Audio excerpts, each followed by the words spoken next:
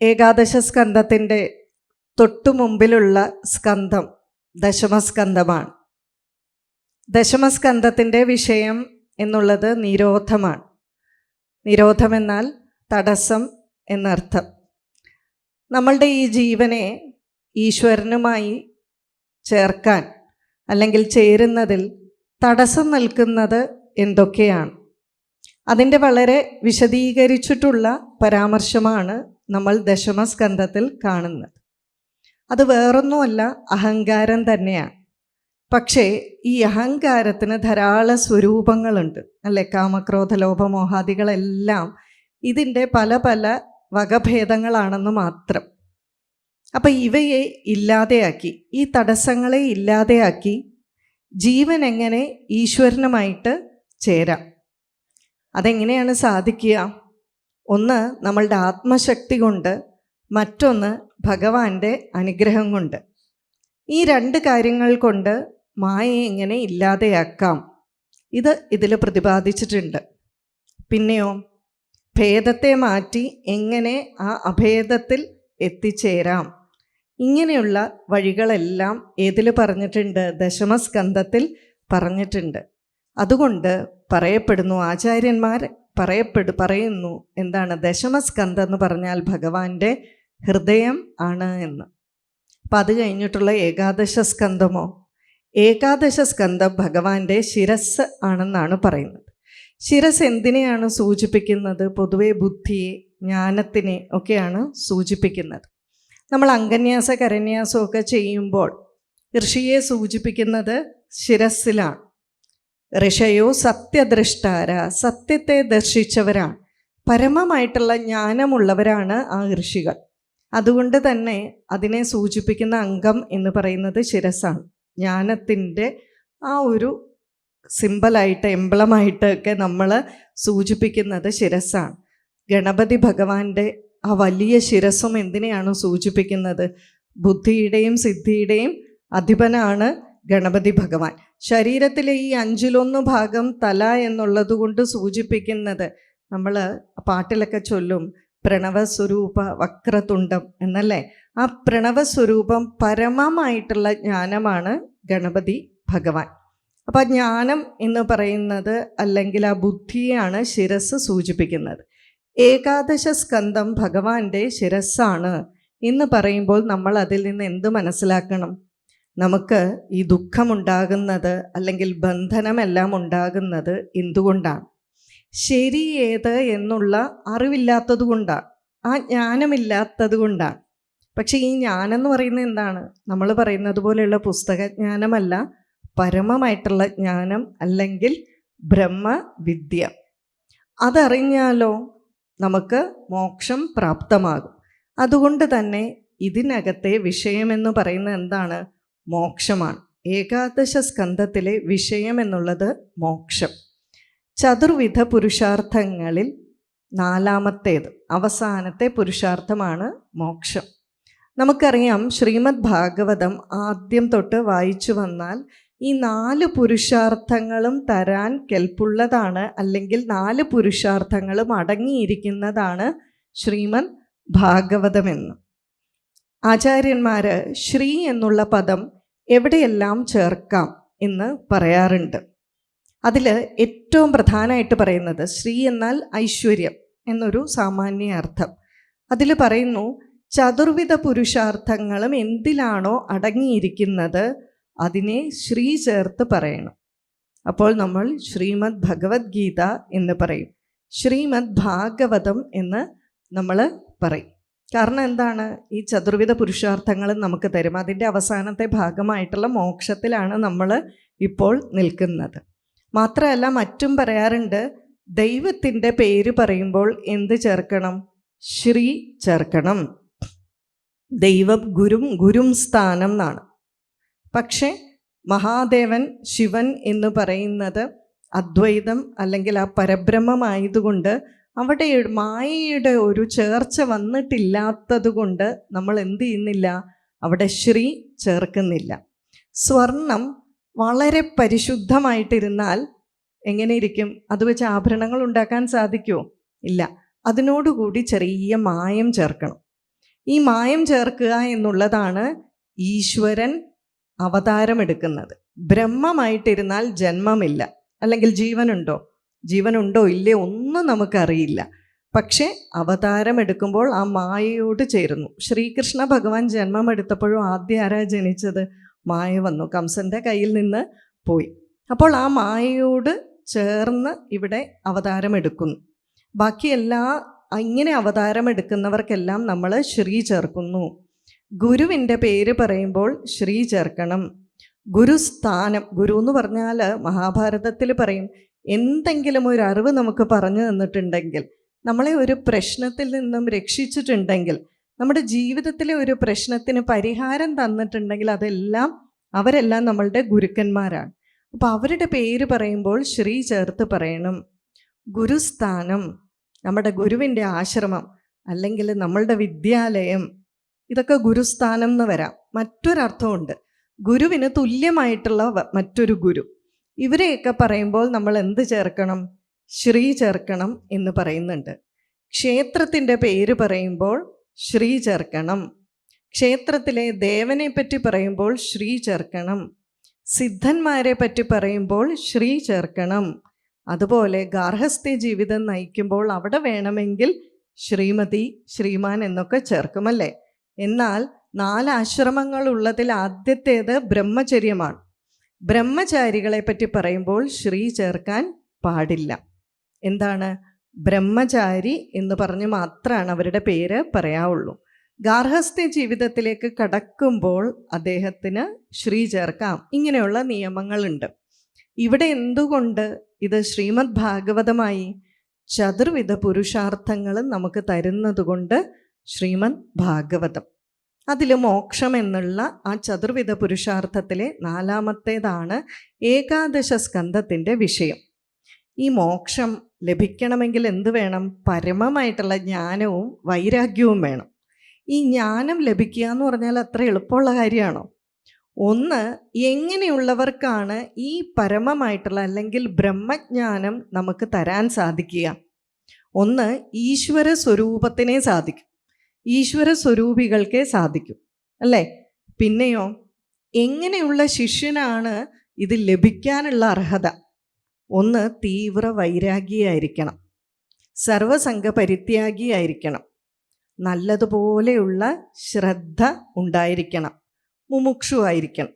ഇങ്ങനെയുള്ള ഗുണഗണങ്ങളുള്ള ഒരു ശിഷ്യനെ ഈ ബ്രഹ്മജ്ഞാനത്തിന് അർഹതയുള്ളൂ. അപ്പോൾ നമ്മളിവിടെ ഈ ഏകാദശ സ്കന്ധത്തിൽ കാണാൻ പോകുന്ന ഭാഗത്ത് ഈശ്വര സ്വരൂപിയായിട്ട് ആരാണ്? ശ്രീകൃഷ്ണ പരമാത്മാവ്. എല്ലാ ഗുണങ്ങളും, ഞാൻ ഈ മേൽപ്പറഞ്ഞ എല്ലാ ഗുണഗണങ്ങളുമുള്ള ശിഷ്യൻ ആരാണ്? ഉദ്ധവർ, അല്ലേ? അങ്ങനെ ആ ഭഗവാൻ ആർക്ക് ഈ പരമമായിട്ടുള്ള ജ്ഞാനം ഉപദേശിച്ചു കൊടുക്കുന്നു? ഉദ്ധവർക്ക് ഈ ജ്ഞാനം ഉപദേശിച്ച് കൊടുക്കുന്നു. അതുകൊണ്ട് തന്നെ ഏകാദശ സ്കന്ധത്തിലെ വിഷയം മോക്ഷമായതുകൊണ്ട് വിചാരശീലമുള്ളവർക്കാണ് ഏകാദശ സ്കന്ധം പറ്റുക. മനനശീലമുള്ളവർക്കാണ് ഏകാദശ സ്കന്ധം കൂടുതൽ യോജിക്കുക. ഇനി ദ്വാദശ സ്കന്ധത്തിലേക്ക് വന്നാൽ ആശ്രയം അല്ലെങ്കിൽ അധിഷ്ഠാനമൊക്കെയാണ് വിഷയം. അതായത് ശ്രീമദ് ഭാഗവതത്തിലെ എല്ലാ തത്വങ്ങളുടെയും സാരം ഈ 2 സ്കന്ധങ്ങളിലായിട്ടുണ്ട്, ഏകാദശ സ്കന്ധത്തിലും ദ്വാദശ സ്കന്ധത്തിലും. ഏകാദശ സ്കന്ധത്തിൻ്റെ മറ്റൊരു പ്രത്യേകത എന്താണെന്ന് വെച്ചാൽ, പ്രധാനപ്പെട്ട എല്ലാ യോഗമാർഗങ്ങൾ ഇതിൽ പറഞ്ഞിട്ടുണ്ട്. ഇവിടെ ഇപ്പോൾ പറഞ്ഞല്ലോ, അല്ലേ? ഏതൊക്കെയാണ്? കർമ്മമാർഗം, ജ്ഞാനമാർഗം, ഭക്തിമാർഗം, ക്രിയാമാർഗം, രാജവിദ്യ, ഗുഹ്യയോഗം, എന്ത് യോഗമാർഗങ്ങളാണെങ്കിലും അതെല്ലാം എവിടെ പരാമർശിച്ചിട്ടുണ്ട്? ഈ ഏകാദശ സ്കന്ധത്തിൽ പരാമർശിച്ചിട്ടുണ്ട്. പക്ഷേ ഈ ഏകാദശ സ്കന്ധത്തിൽ ഉദ്ധവഗീത എന്നുള്ള പേര് വരാൻ എന്താണ് കാരണം? ഭഗവാൻ ഉദ്ധവന് ഉപദേശിച്ചു കൊടുത്തതായതുകൊണ്ട് ഉദ്ധവഗീത. ഈ ഏകാദശ സ്കന്ധത്തിൽ എത്രമാത്രം ശ്ലോകങ്ങൾ ഉണ്ട്? 1372 ശ്ലോകങ്ങളാണ് ഉള്ളത്. ഇതിൽ 6ാമത്തെ അധ്യായത്തിൻ്റെ അവസാന ഭാഗത്താണ് ശ്രീകൃഷ്ണനും ഉദ്ധവരും തമ്മിൽ ആ ഭഗവാന്റെ സാമീപ്യം ഉദ്ധവർക്ക് ലഭിക്കുന്നത്. 7ാം അധ്യായം തൊട്ട് 29ാം അധ്യായം വരെയാണ് ഉദ്ധവഗീത. ഈ ഭാഗവതത്തിൽ 1372 ശ്ലോകങ്ങളുണ്ട് എന്ന് പറഞ്ഞു. അതിൽ 1043 ശ്ലോകവും ഉദ്ധവഗീതയാണ്. ഉദ്ധവഗീതയ്ക്ക് മുൻപായിട്ട് 253 ശ്ലോകങ്ങളുണ്ട്, 251 ശ്ലോകങ്ങൾ. അതിനുശേഷം ആകെ 78 ശ്ലോകങ്ങൾ. ചുരുക്കം പറഞ്ഞാൽ ഏകാദശ സ്കന്ധം എന്ന് പറഞ്ഞാൽ എന്താണ്? ഉദ്ധവഗീതയാണ് എന്ന് നമുക്ക് പറയാൻ സാധിക്കും. ഇവിടെ നമ്മൾ പറഞ്ഞു, ശ്രീകൃഷ്ണൻ അർജുനൻ ഉപദേശം കൊടുത്തപ്പോൾ നമുക്ക് എന്ത് കിട്ടി? ശ്രീമദ് ഭഗവത്ഗീത കിട്ടി. ശ്രീകൃഷ്ണൻ ഉദ്ധവർക്ക് ഉപദേശിച്ചപ്പോൾ എന്ത് കിട്ടി? ഉദ്ധവഗീത കിട്ടി. പക്ഷെ ഇവിടെ ചെറിയ വ്യത്യാസമുണ്ട്. ശ്രീകൃഷ്ണൻ പ്രധാനമായിട്ടും 3 ഉപദേശങ്ങൾ നടത്തിയിട്ടുണ്ട്. പക്ഷെ ഈ ഉപദേശങ്ങൾ നോക്കിയാൽ അധികാരി ഭേദമനുസരിച്ച് ഉപദേശത്തിൽ വ്യത്യാസമുള്ളതായിട്ട് കാണാൻ മനസ്സിലാവും. ആർക്കാണ്? കുട്ടികൾക്ക് നമ്മൾ പറഞ്ഞു കൊടുക്കുമ്പോഴങ്ങനെയല്ലേ? ശ്രീകൃഷ്ണൻ ഭഗവത്ഗീത ഉപദേശിച്ചപ്പോഴെങ്ങനെയാണ്? അർജുനൻ്റെ തലത്തിലേക്ക് ഇറങ്ങി വന്ന് പിന്നീട് അർജുനനെ ഉയർത്തിക്കൊണ്ട് വരികയാണ്. അപ്പം നമ്മളൊരു കുട്ടികൾക്ക് പറഞ്ഞു കൊടുക്കുകയാണെങ്കിൽ ആ കുട്ടിയുടെ തലത്തിനനുസരിച്ച് നമ്മൾ പറഞ്ഞു കൊടുക്കുന്നത് നമുക്ക് മാറ്റാൻ സാധിക്കും. ഇതുപോലെ തന്നെ ഭഗവാൻ എന്ത് ചെയ്തു? അധികാരി ഭേദമനുസരിച്ച് ഭഗവാന്റെ ഉപദേശങ്ങളിൽ ഈ ഭേദം കാണാൻ സാധിക്കും. അർജുനൻ എന്ത് ചെയ്തു? അർജുനൻ എന്താ പറഞ്ഞു കൊടുത്തത്? ഫലം ഇച്ഛിക്കാതെ കർമ്മം ചെയ്യാൻ പറഞ്ഞു. അതായത് അർജുനനെ സ്വധർമ്മ കർമ്മ നിരതനാക്കാനാണ് ഭഗവാൻ അവിടെ ശ്രമിച്ചത്. എന്നാൽ ഗോപികമാരെയോ? ഗോപികമാർക്ക് സാധനയൊന്നും ഇല്ലാതെ അനുഗ്രഹം കൊണ്ട് മാത്രം ബ്രഹ്മാനന്ദം കൊടുത്തു. ഇനി ഉദ്ധവർക്കോ? ഉദ്ധവർക്ക് ആ മോക്ഷമല്ലേ കൊടുക്കേണ്ടത്? മോക്ഷം വേണമെങ്കിൽ ജ്ഞാനവും വൈരാഗ്യവും വേണം. ഉദ്ധമൻ പരമജ്ഞാനിയാണ്, പക്ഷേ വൈരാഗ്യം അത്ര തീവ്രമല്ല. അതായത് വസ്തുജ്ഞാനം, ആ ഒരു എന്താ പറയുക, ഭക്തി എന്ന് പറയുന്നത് അത്ര പൂർണ്ണമാണോ എന്ന് ചോദിച്ചു കഴിഞ്ഞാൽ ഒരു ചെറിയ ആ വൈരാഗ്യത്തിൽ കുറവുണ്ട്. ആ വൈരാഗ്യത്തിൽ കുറവുള്ളതുകൊണ്ട് ഭഗവാൻ എന്ത് ചെയ്തു? പ്രധാനമായിട്ടും ആ വൈരാഗ്യത്തിലും ത്യാഗത്തിലും ഒക്കെയാണ് ഉപദേശത്തിൽ ശ്രദ്ധിച്ചത്. ആ വൈരാഗ്യം കുറവുള്ളത് കൊണ്ടല്ലേ ഭഗവാൻ പോകുമ്പം വിഷമിച്ചത്, വിഷാദം വന്നത്? അർജുനനും വിഷാദം വന്നപ്പോഴാണ് ഭഗവാൻ ഉപദേശിച്ചത്. ഉദ്ധവർക്ക് എന്തുകൊണ്ട് വിഷാദം വന്നു? ഭഗവാൻ തൻ്റെ ശരീരം വിട്ട് സ്വധാമത്തിലേക്ക് പോവുകയാണെന്ന് അറിഞ്ഞു. അപ്പോൾ ഇവിടെ വിഷാദം വന്നപ്പോൾ ഭഗവാൻ ഉദ്ധവർക്ക് വേണ്ട രീതിയിൽ ഉപദേശിച്ചു.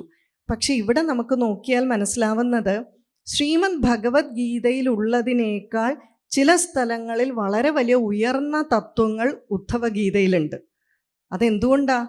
ഭഗവാൻ സ്വധാമത്തിലേക്ക് പോവാണ്, അവസാനത്തെ ഉപദേശമാണ്. അപ്പം എന്തെങ്കിലും ഇനി വിട്ടുപോയിട്ടുണ്ടെങ്കിൽ അതും കൂടെ കൊടുത്തിട്ട് പോയേക്കാമെന്ന് വിചാരിച്ച് ഭഗവാൻ ആ തത്വങ്ങളെല്ലാം ഉദ്ധവർക്കായിട്ട് പറഞ്ഞു കൊടുക്കുകയാണ്. അത്ര കേമമായിട്ടുള്ള ഒരു ഭാഗമാണ് ഈ ഉദ്ധവഗീത എന്ന് പറയുന്നത്. ഈ ഉദ്ധവർ ആരാണ്? ഈ ഉദ്ധവഗീത ഭഗവാൻ ഉപദേശിച്ചത് ശരിക്കും പറഞ്ഞാൽ നമുക്കറിയാം ഇതെല്ലാം നമുക്ക് വേണ്ടിയിട്ടാണ്, അല്ലേ? പക്ഷെ ഉദ്ധവർക്ക് ഉപദേശിച്ചു കൊടുത്തു എന്ന് പറയുമ്പോൾ ഭഗവാൻ എന്തുകൊണ്ട് ഉദ്ധവർക്ക് ഉപദേശിച്ചു? ഉദ്ധവരാരാണ്? ഇതിനുള്ള സന്ദർഭം എന്താണ്? ഭഗവാൻ എന്തായി?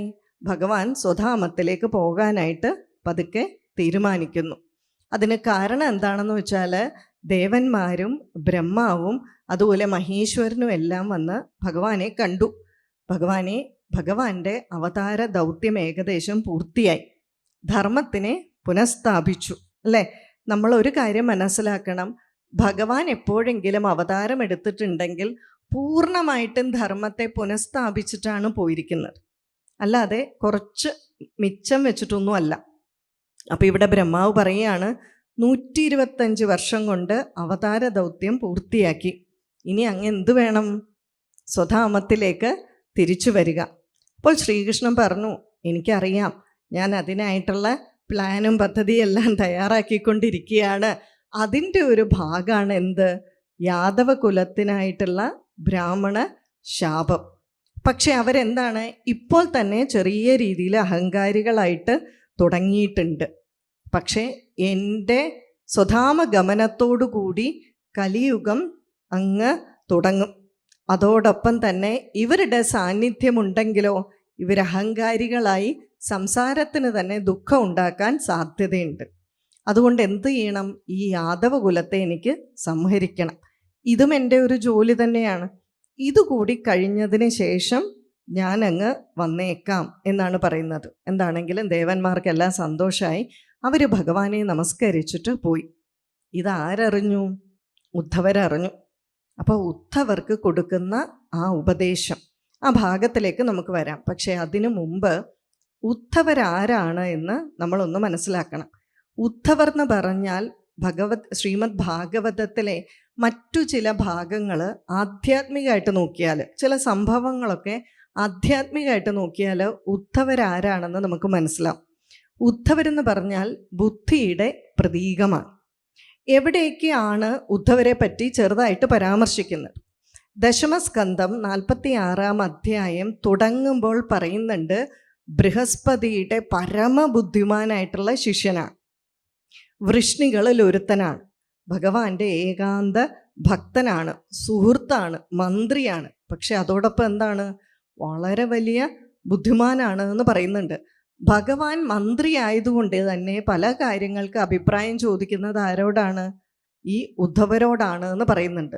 നമ്മൾ ബുദ്ധി ഉപയോഗിച്ചല്ലേ പല തീരുമാനവും എടുക്കുക. അപ്പോൾ ബുദ്ധിയോടല്ലേ നമ്മൾ പോയി പലതും കൺസൾട്ട് ചെയ്യുക. അപ്പോൾ അവിടെ ഉദ്ധവരാരാണ് എന്ന് പറയുന്നു. ഓരോരോ രംഗങ്ങളായിട്ട് പറയുന്നുണ്ട്. ഒരു ദിവസം ഭഗവാന് ഉദ്ധവരുടെ ആ 2 കൈകളും ചേർത്ത് പിടിച്ചിട്ട് പറഞ്ഞു, ഉദ്ധവ, അങ്ങൊന്ന് എവിടെ പോകണം? എൻ്റെ ഗോപികമാരെയൊക്കെ ഒന്ന് പോയി കാണണം.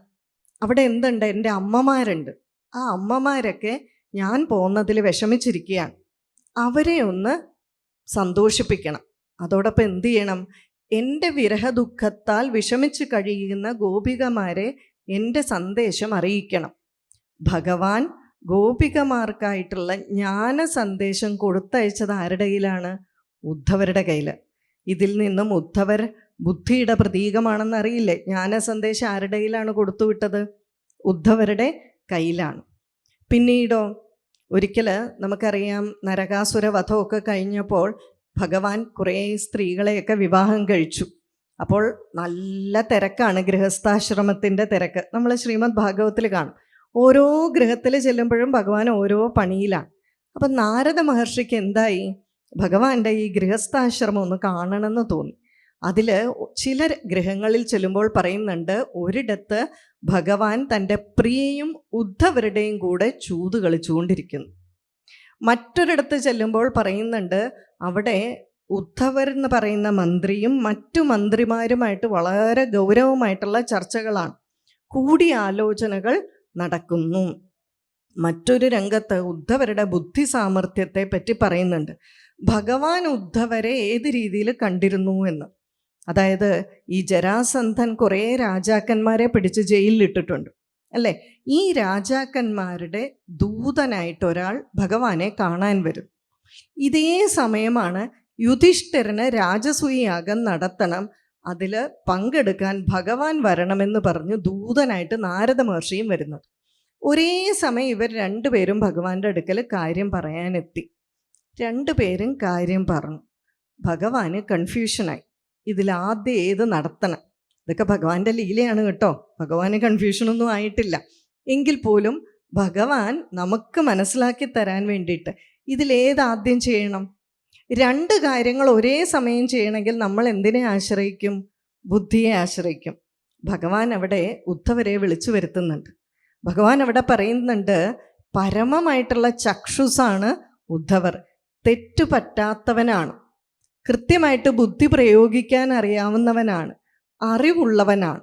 അപ്പോൾ ഉദ്ധവ, ഇങ്ങനെ 2 ഓപ്ഷൻസ് വന്നിട്ടുണ്ട്, ഇതിലേത് തിരഞ്ഞെടുക്കണം?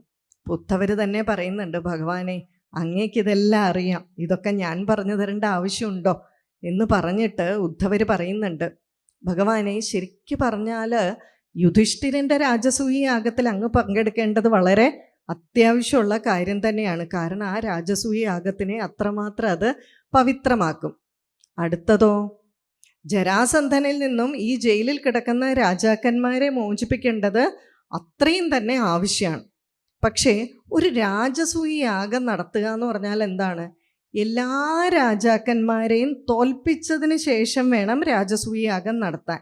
അങ്ങനെ നോക്കുമ്പോൾ ഈ ജരാസന്ധനെയും കൂടെ വധിച്ചതിന് ശേഷം രാജസൂയ യാഗം നടത്തുമ്പോഴല്ലേ അതിനൊരു വിലയുണ്ടാകുക, അല്ല ഒരു ഗുമ്മുണ്ടാകുക എന്നൊക്കെ നമ്മൾ പറയില്ലേ?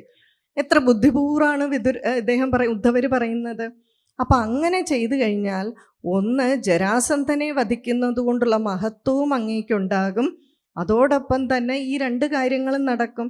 രാജസൂയ യാഗത്തിൻ്റെ ആ ഒരു ചിട്ട എങ്ങനെയാണോ അത് പൂർണ്ണമായിട്ടുള്ള രീതിയിൽ അങ്ങേക്ക് ചെയ്യാനും സാധിക്കും. കാരണം എല്ലാ രാജാക്കന്മാരെയും തോൽപ്പിച്ചു. അതോടൊപ്പം പറയുന്നുണ്ട് 10,000 ആനകളുടെ ബലമുണ്ട് ജരാസന്ധൻ. ജരാസന്ധനെ എങ്ങനെ മാത്രമേ തോൽപ്പിക്കാൻ സാധിക്കൂ? ദ്വന്ദ്വ യുദ്ധത്തിലെ തോൽപ്പിക്കാൻ സാധിക്കൂ. എത്ര അക്ഷൗഹിണിപ്പട ഉണ്ടായിട്ടും കാര്യമില്ല, ദ്വന്ദ്വ യുദ്ധത്തിലെ തോൽപ്പിക്കാൻ സാധിക്കും. അത് അങ്ങയുടെ അനുഗ്രഹം കൊണ്ട് ഭീമന് മാത്രമേ സാധിക്കൂ. ജരാസന്ധൻ വളരെയധികം ബ്രാഹ്മണരിൽ ശ്രദ്ധയുള്ളവനാണ്. അപ്പോൾ ഭീമൻ എന്ത് ചെയ്യണം? ഒരു ബ്രാഹ്മണൻ്റെ വേഷം ധരിച്ച് ഭിക്ഷയായിട്ട് ദ്വന്ദ്വ യുദ്ധം യാചിക്കുക. അതുമാത്രമേ കഴിവുള്ളൂ, അതുമാത്രമേ വഴിയുള്ളൂ. പിന്നീട് എന്ത് വേണം? ഈ ദ്വന്ദ്വ യുദ്ധത്തിൽ ഉദ്ധവർ ഓരോ തവണയും പറയുന്നുണ്ട്, അങ്ങയുടെ അനുഗ്രഹം കൊണ്ട് ഭീമൻ എന്ത് സാധിക്കും? ജരാസന്ധനെ വധിക്കാൻ സാധിക്കുമെന്ന് പറയുന്നുണ്ട്. ഈ മറുപടിയെല്ലാം കേട്ടപ്പോൾ ഈ 2 ഓപ്ഷൻസിൽ ഏത് തിരഞ്ഞെടുക്കണം എന്നുള്ളത് ബുദ്ധിപൂർവമായിട്ട് പറയുന്ന മറുപടി കേട്ടപ്പോൾ ആ മന്ത്രിസഭയിലും ഉള്ളവർക്കും ഭഗവാനൊക്കെ വളരെ സന്തോഷമായി. ഭഗവാൻ വളരെ കാര്യമായിട്ട് ഉദ്ധവരെ അഭിനന്ദിക്കുന്നുണ്ട്. അപ്പോൾ അന്ന് ആലോചിച്ച് നോക്കുക, എത്ര ബുദ്ധിപൂർവമായിട്ടാണ് പെരുമാറ്റം. അപ്പം ഈ ബുദ്ധിയെ സൂചിപ്പിക്കുന്നതാണ് ശരിക്കു പറഞ്ഞാൽ ഉദ്ധവര്. പക്ഷേ ഈ ബുദ്ധി ഉണ്ടെങ്കിലും ജ്ഞാനമുണ്ടെങ്കിലും വൈരാഗ്യം തീവ്രമല്ലെങ്കിലോ? അതുകൊണ്ടാണ് ഗോപികമാരുടെ അടുക്കലേക്ക്, ഗോപികമാർക്ക് നിഷ്ഠയുണ്ട്. അപ്പം ചെറുതായിട്ട് കാര്യങ്ങളൊക്കെ പഠിപ്പിച്ചു കൊടുക്കാൻ വേണ്ടി എങ്ങോട്ട് അയച്ചത്? ഗോപികമാരുടെ അടുക്കലേക്ക് ഉദ്ധവരെ അയച്ചത്. അപ്പം ആ ബുദ്ധിയുടെ സ്വരൂപത്തിന് എന്ത് വേണം? മോക്ഷം വേണം. വൈരാഗ്യം തീവ്രമല്ല, അതിനായിട്ടുള്ള ഉപദേശം വേണം. എന്താണെങ്കിലും ഉദ്ധവർക്ക് മനസ്സിലായി ഭഗവാൻ സ്വധാമം വിടാൻ പോവുകയാണെന്ന്. വൈരാഗ്യം തീവ്രമല്ലാത്തതുകൊണ്ട് എന്ത് സംഭവിച്ചു? ആകെ അസ്വസ്ഥനായി, വിഷമമായി. ഭഗവാന്റെ ഈ ഭൗതിക ശരീരം തനിക്കിനി കാണാൻ സാധിക്കില്ലല്ലോ. നേരെ ഭഗവാന്റെ അടുക്കൽ ആരും ഇല്ലാതിരിക്കുന്ന ഒരു സമയത്ത് ഭഗവാനാണെങ്കിൽ എന്താണ്? ഈ യാദവ കുലത്തിലുള്ളവരെ എല്ലാം പ്രിപ്പയർ ചെയ്തുകൊണ്ടിരിക്കുകയാണ്. നമുക്കെന്ത് വേണം? ബ്രാഹ്മണ ശാപം വന്നു, അതുകൊണ്ട് ഇനി എങ്ങോട്ട് പോകണം? നമുക്കെല്ലാവർക്കും പ്രഭാസത്തിലേക്ക് പോകാം. പ്രഭാസത്തിൻ്റെ പ്രത്യേകത എന്താ? പണ്ട് ദക്ഷൻ ചന്ദ്രനെ ശപിച്ചിട്ടുണ്ട്. എന്നിട്ട് എന്തു പറഞ്ഞു? നിന്റെ കലകളെല്ലാം ക്ഷയിച്ചു പോട്ടെ എന്ന്. ആ ശാപത്തിൽ നിന്നും ഒരു പരിധി വരെ ചന്ദ്രൻ മുക്തനായത് പ്രഭാസത്തിൽ സ്നാനം ചെയ്തിട്ടാണ്. അപ്പം നമുക്കിവിടെ ഒരു ശാപം കിട്ടിയിട്ടുണ്ടല്ലോ, ബ്രാഹ്മണ ശാപം. അപ്പം ഭഗവാൻ പറയുകയാണ് നമുക്കെല്ലാവർക്കും, കാരണം ഈ ദ്വാരക 7 ദിവസത്തിനുള്ളിൽ മുങ്ങിത്താഴും. നമുക്ക് എന്ത് ചെയ്യാം? പ്രഭാസത്തിൽ പോയി ബ്രാഹ്മണർക്ക് ഭോജനമൊക്കെ കൊടുക്കാം, പിതൃക്കൾക്കും ദേവന്മാർക്കും തർപ്പണമൊക്കെ ചെയ്യാം. ഇങ്ങനെ സത്കർമ്മങ്ങളെല്ലാം ചെയ്തുകൊണ്ട് അവിടെ കഴിച്ചുകൂട്ടാം. അപ്പം നിങ്ങൾ പെട്ടിയും കിടക്കയും എല്ലാം എടുത്തോളൂ എന്ന് പറഞ്ഞ് ഈ യാദവരെ എല്ലാം തയ്യാറാക്കുന്ന സമയത്താണ് ഉദ്ധവർക്ക് കാര്യം മനസ്സിലായത്. ഇതവിടെ കൊണ്ടുവിട്ടിട്ട് മൊഴി ചൊല്ലി പോവുകയാണ് എന്ന് മനസ്സിലായത്. അപ്പം ആകെ വിഷമായി. അപ്പം ഉദ്ധവർ ആരും ഇല്ലാത്ത സമയത്ത് ആ ഭഗവാന്റെ പാതാരബിന്ദങ്ങളെ പിടിച്ച് വളരെ സങ്കടത്തോടു കൂടി പറയുകയാണ്, ഭഗവാനെ, ഈ ബ്രാഹ്മണ ശാപം എന്നൊക്കെ പറയുന്നത് വെറുതെ അല്ലേ? അങ്ങേക്ക് പരമാത്മാവായിട്ട് അങ്ങേക്ക് ഈ ബ്രാഹ്മണ ശാപമൊക്കെ ക്യാൻസൽ ചെയ്യാനുള്ള കഴിവില്ലേ? എന്നിട്ട് ചുമ്മാ എന്തിനാണ് ഈ ബ്രാഹ്മണ ശാപം എന്നൊക്കെ പറയുന്നത്? അങ്ങയുടെ ഈ ഭൗതിക ശരീരം കാണാതെ, ഈ ശബ്ദം കേൾക്കാതെ, ഈ രൂപം കേൾക്കാതെ ഞങ്ങളൊക്കെ എങ്ങനെ കഴിഞ്ഞുകൂടും? അങ്ങ് എന്തുകൊണ്ടാണ് ഞങ്ങളുടെ ഈ വിഷമത്തെ പറ്റി ഒന്നും ചിന്തിക്കാത്തത് എന്ന് പറഞ്ഞ് ഇങ്ങനെ പറയുകയാണ്, വളരെയധികം വിഷമിച്ച്. ഈ ഉദ്ധവരാരാണെന്നറിയാവോ? 5 വയസ്സായിരിക്കുന്ന സമയത്ത് പോലും വളരെ ഈ കളിമണ്ണ് കൊണ്ടൊക്കെ ശ്രീകൃഷ്ണൻ്റെ വിഗ്രഹം ഉണ്ടാക്കി കളിക്കുന്ന ആളാണ്. അമ്മ ഉച്ചയ്ക്ക് കഴിക്കാൻ വിളിച്ചാലും ആ നിവേദ്യം പൂർത്തിയായില്ലെങ്കിൽ, പൂജ തീർന്നില്ലെങ്കിൽ എഴുന്നേറ്റ് വരാത്തയാളാണ്. അത്ര പരമഭക്തനാണ്. അത് കഴിഞ്ഞിട്ടോ വലുതായി കഴിഞ്ഞപ്പോൾ ഭഗവാന്റെ വലിയ ഭക്തനായി, മിത്രമായി, ഭഗവാന്റെ മന്ത്രിയായി. എന്നിട്ട് ചോദിക്കുകയാണ്, ഭഗവാനെ, അങ്ങേ കാണാതെ ഞാനെങ്ങനെയാ കഴിച്ചു കൂട്ടുക? ഞാൻ എന്താ ചെയ്യാറുള്ളത്? അങ്ങ് രാവിലെ കുളിക്കാറാവുമ്പോൾ തലേദിവസത്തെ വസ്ത്രമൊക്കെ അഴിച്ചിടും. ഞാൻ എന്നും ഉടുക്കുന്നത് ആ വസ്ത്രമാണ്. അതുപോലെ എല്ലാ ദിവസവും ആ തലേദിവസത്തെ വനമാല അങ്ങ് എൻ്റെ കഴുത്തിൽ ചാർത്തി തരില്ലേ? അങ്ങ് കഴിച്ച ആ ഭക്ഷണത്തിൻ്റെ ഒരു അംശമല്ലേ ഞാൻ കഴിക്കുന്നത്? ചുമ്മാതെയാണോ ഉദ്ധവരെ കാണുമ്പോൾ ഭഗവാനായിട്ട് തോന്നുന്നത്? ഇങ്ങനെയൊക്കെയുള്ള എന്നെ അങ്ങ് വിട്ടുപോയാൽ ഞാൻ എന്ത് ചെയ്യും എന്നാണ് ഉദ്ധവർ ചോദിക്കുന്നത്. അപ്പോഴാണ് ഭഗവാൻ ഉദ്ധവരുടെ ഈ മനസ്സിനെല്ലാം ശാന്തി വരുത്താനായിട്ടുള്ള ഉപദേശം കൊടുക്കുന്നത്. വളരെ ബൃഹത്തായിട്ടുള്ള ഉപദേശം. അതിൻ്റെ ആദ്യ ഭാഗങ്ങളെല്ലാം നിങ്ങളിവിടെ കേട്ട് കഴിഞ്ഞു അല്ലേ? ആ ഭാഗങ്ങളെല്ലാം കഴിഞ്ഞു എന്ന് തോന്നുന്നു. സാഖ്യയോഗ, ഐളഗീത, ക്രിയായോഗം നമ്മളിവിടെ പറഞ്ഞു. യോഗങ്ങളെല്ലാം ഇവിടെ പറയുന്നുണ്ട്. അവസാനം ജ്ഞാനയോഗം ഉപദേശിച്ചു കൊടുത്തു. ജ്ഞാനയോഗം എല്ലാം ഉപദേശിച്ചു കൊടുത്തു കഴിഞ്ഞപ്പോൾ ഉദ്ധവർ പറയുന്നുണ്ട്, എൻ്റെ ഭഗവാനെ, ഇതൊന്നും ഞങ്ങളെ കൊണ്ട് പറ്റില്ല. വലിയ വലിയ യോഗിമാർക്ക് പോലും ഈ കർമ്മയോഗവും ജ്ഞാനയോഗവും ഒന്നും പറ്റില്ല അല്ലേ? ജ്ഞാനയോഗം എന്ന് പറഞ്ഞാൽ ആ അഷ്ടാംഗ യോഗമൊക്കെ ശീലിക്കുന്ന വളരെ വലിയ യോഗികൾക്ക് പോലും ഈ ജ്ഞാനയോഗം അസാധ്യമാണ്. ഇവിടെ ഉദ്ധവരോ ഭഗവാന്റെ ശരീരം പോകുന്നു എന്ന് പറഞ്ഞ് വിലപിക്കുകയാണ്. അപ്പോൾ ഉദ്ധവർ പറഞ്ഞു, എൻ്റെ ഭഗവാനെ, ഇതൊന്നും എന്നെക്കൊണ്ട് പറ്റില്ല. കുറച്ചും കൂടെ സിമ്പിളായിട്ടുള്ള, എന്നെ പോലെയുള്ളവർക്ക് പറ്റുന്ന എന്തെങ്കിലും ഒരു മാർഗം പറഞ്ഞു തരൂ എന്ന് പറയുമ്പോഴാണ്, അതായത് വൈരാഗ്യം കൂടുതലുള്ളവർക്കുള്ളതാണ് ജ്ഞാനയോഗം, വൈരാഗ്യം കുറവുള്ളവർക്കോ ഭക്തിയോഗം അല്ലേ? അപ്പോൾ ഇവിടെ ഭഗവാൻ ആ ഭക്തിയോഗം ഉപദേശിച്ച് കൊടുക്കുകയാണ്. ഭക്തിയോഗം എന്ന് പറഞ്ഞാൽ എന്താണ്? ഭഗവാൻ പറയുന്നുണ്ട്, ഭക്തിയുടെ ഏറ്റവും പരമമായിട്ടുള്ള തലമേത്?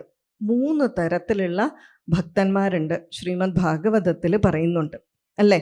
ഒന്ന്, ഏറ്റവും താഴ്ന്ന പടിയിലുള്ള ഭക്തൻ. ആ ഭക്തൻ എന്താ പറയുന്നത്?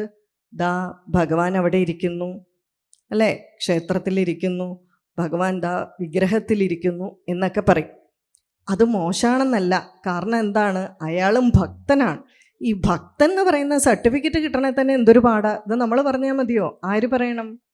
നീ എൻ്റെ ഭക്തനാണെന്ന് സർട്ടിഫിക്കറ്റ് നമ്മളൊരു പ്രോഗ്രാമിൽ പങ്കെടുത്തിട്ട് നമ്മൾ തന്നെ സീല് വെച്ചാൽ എങ്ങനെ ഇരിക്കും അല്ലേ? അതിന് വേണ്ട അധികാരി തന്നെ അത് സീല് വെച്ച് തരണം. അപ്പോൾ ഇവിടെ ഭഗവാൻ തന്നെ പറയണം. പക്ഷേ ഭഗവാൻ പറയുന്നത് ഇതൊരു എൻട്രി പോയിന്റ് ആണ്, വിസിറ്റിംഗ് കാർഡാണ്. എന്താണെങ്കിലും നീ ഭക്തനാണ്, അപ്പം നീ എന്ത് ചെയ്യും? ദാ അവിടെ ഭഗവാൻ ഇരിക്കുന്നു എന്ന് പറയും. അടുത്ത മധ്യമ ഭക്തനാവുമ്പോൾ എന്താണ്? എൻ്റെ ഉള്ളിൽ ഭഗവാൻ ഇരിക്കുന്നു എന്ന് പറയും. ഉത്തമ ഭക്തൻ എന്ത് പറയും?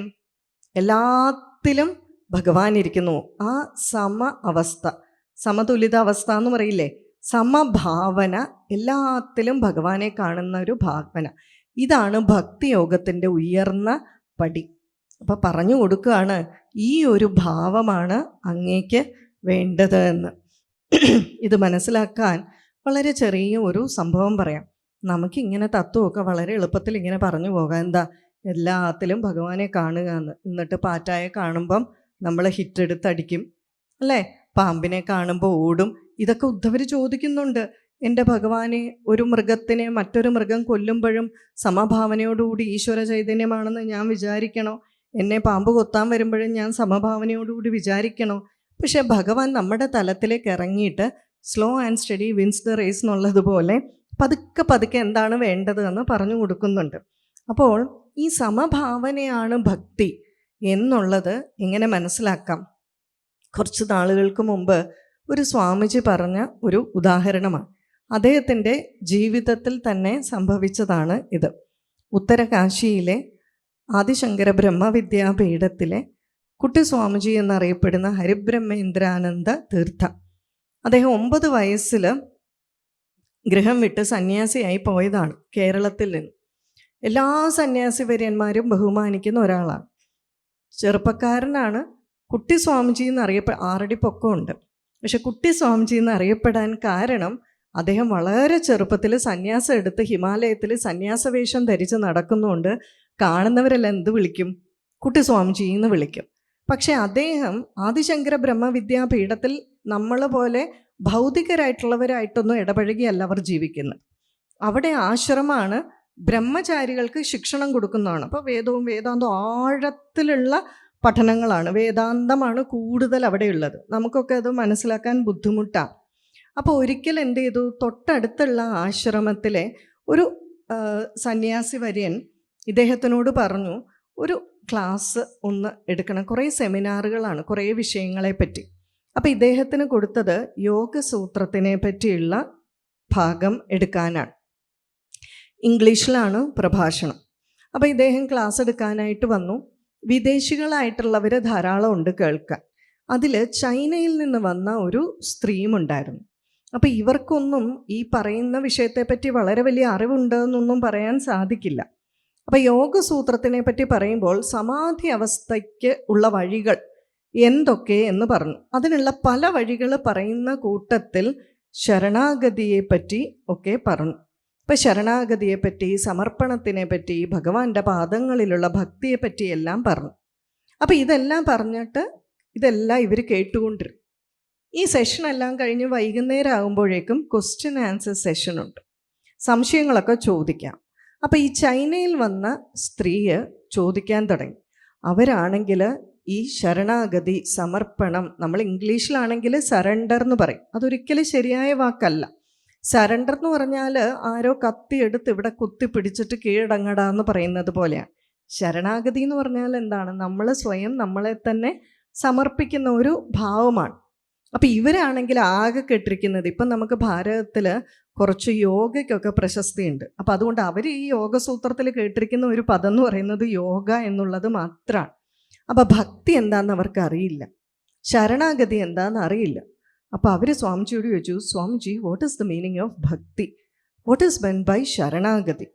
സ്വാമിജി ആകെ കുഴപ്പത്തിലായി. സ്വാമിജി പറഞ്ഞു, യാതൊരു തരത്തിലുള്ള അടിസ്ഥാനം ഇല്ലാത്ത ഇവരെ ഞാൻ എങ്ങനെ ഭക്തി എന്ന് പറയും?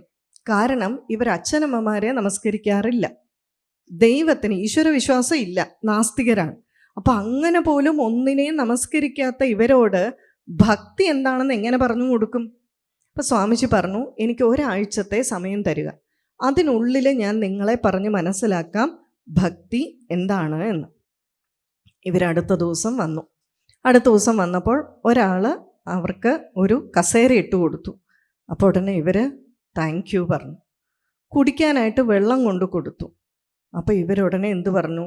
താങ്ക് യു പറഞ്ഞു. അപ്പോൾ സ്വാമിജി ചോദിച്ചു, അങ്ങ് എന്തിനാണ് ഈ താങ്ക് യു പറയുന്നത്? അല്ല, എനിക്കൊരു ഉപകാരം ചെയ്തു തന്നതല്ലേ, അപ്പോൾ നമ്മൾ താങ്ക് യു പറയണ്ടേ? അവരെങ്ങനെയാണെന്ന് വെച്ചാൽ, ഭാര്യ ഭർത്താവിന് കാപ്പി കൊണ്ട് കൊടുത്താൽ ഭർത്താവ് ഭാര്യയ്ക്ക് താങ്ക് യു പറയും. അപ്പം ഇങ്ങനെയുള്ളൊരു സംസ്കാരമാണ്. അപ്പം എല്ലാത്തിനും താങ്ക് യു പറയും. അപ്പോൾ സ്വാമിജി പറഞ്ഞു, നിങ്ങൾ ഇത്ര ചെറിയ കാര്യങ്ങൾക്ക് താങ്ക് യു പറയുന്നുണ്ടെങ്കിൽ, അതായത് ഇത്ര ചെറിയ ചെറിയ ഉപകാരങ്ങൾ ചെയ്യുന്നവർക്ക് താങ്ക് യു പറയുന്നുണ്ടെങ്കിൽ, നിങ്ങളുടെ ജീവിതത്തിൽ ഏറ്റവും വലിയ ഉപകാരങ്ങൾ ചെയ്തിരിക്കുന്നവർക്ക് വേണ്ടേ നിങ്ങൾ താങ്ക് യു പറയാൻ? അപ്പം ഇവർ ചോദിച്ചു, അതാരാ, എങ്ങനെയാ ഉള്ളത്, ആരൊക്കെയാണത്? അപ്പം സ്വാമിജി പറഞ്ഞു, നിങ്ങൾക്കാരാണ് ജന്മം തന്നത്? നിങ്ങൾക്ക് ഈ ശരീരവും രൂപവും കിട്ടിയത് ആരാണ്? അപ്പം പറഞ്ഞു, അച്ഛനമ്മമാരിലൂടെയാണ്. അച്ഛനമ്മമാരാണ് എനിക്ക് ജന്മം തന്നത്, എനിക്ക് രൂപം വരാൻ കാരണം അവരാണ്. അപ്പം സ്വാമിജി പറഞ്ഞു, അവരോടൊന്ന് പോയി ചോദിക്കാവോ ഈ രൂപമൊക്കെ തന്നത് അവരാണോ എന്ന്? അപ്പം അവർക്ക് അതേന്ന് പറയാൻ പറ്റുമോ? അതേന്ന് പറഞ്ഞാൽ ഉടനെ കുട്ടി ചോദിക്കുക, എന്നാൽ പിന്നെ കുറച്ചുകൂടെ വെളുപ്പ് നിറം എനിക്ക് തന്നുകൂടായിരുന്നു, കുറച്ചും കൂടെ മുടിക്കൊക്കെ ഉള്ളു വെച്ച് തന്നുകൂടായിരുന്നോ, അല്ലേ, വിരലിനൊക്കെ കുറച്ചുകൂടി നീളം വെച്ച് തരാൻ പാടില്ലായിരുന്നു എന്ന് ചോദിച്ചാൽ എന്ത് പറയും? അപ്പം അച്ഛനും അമ്മയും ആണോ നമുക്ക് രൂപം തന്നത്? അല്ല, നമ്മൾ അച്ഛനമ്മമാരിലൂടെ വന്നു. നമ്മളുടെ ആകൃതിയെ ഇതുപോലെ സൃഷ്ടിച്ചതാരാണ്? ഏതോ ഒരു ശക്തിയാണ്. ആ ശക്തിയെ കാണുന്നില്ല എന്ന് പറഞ്ഞ് ഇല്ല എന്ന് പറയാൻ പറ്റുമോ? സൃഷ്ടി ഉണ്ടെങ്കിൽ അവിടെ എന്തുണ്ട്? സൃഷ്ടാവുണ്ട്. എല്ലാ ദിവസവും എല്ലാ നേരവും വലിച്ചു വിടുന്നുണ്ടല്ലോ നമ്മൾ ശ്വാസം. വായുവിനെ കാണാൻ പറ്റുമോ? കാണുന്നില്ല എന്നും പറഞ്ഞ് വായു ഇല്ലെന്ന് ആരെങ്കിലും പറയുമോ?